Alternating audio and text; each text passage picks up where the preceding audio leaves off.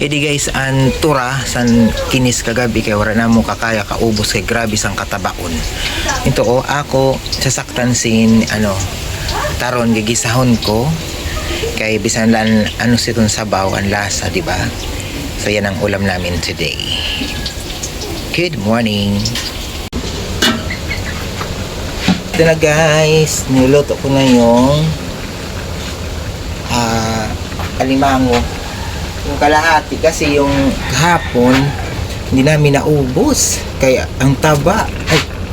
Ngayon sabi ko para may pampalasa tayo sa gulay,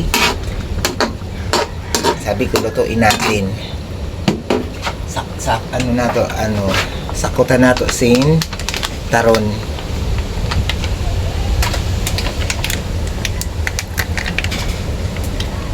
So papakuluan natin uli hanggang sa lumambot yung gulay.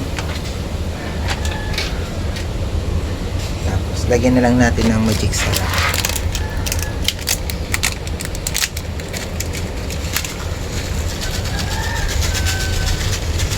Okay.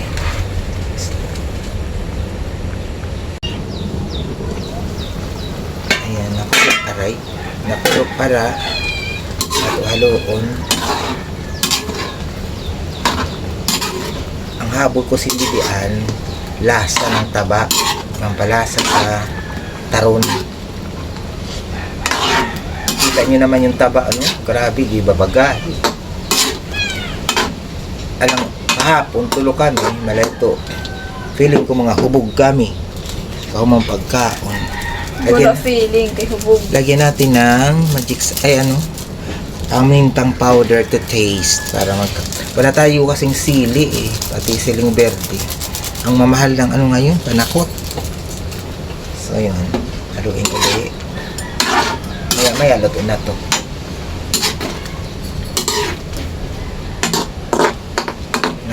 Lumambot lang yung talong kasi luto naman na yung luto na to yung alimango.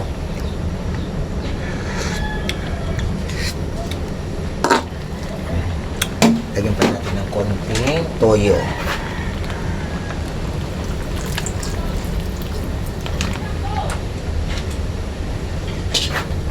Sure, luto na yan mamaya. Madilim tayo guys, kaya nag-brown out. Ngayon lang. So ito na, luto na siguro to.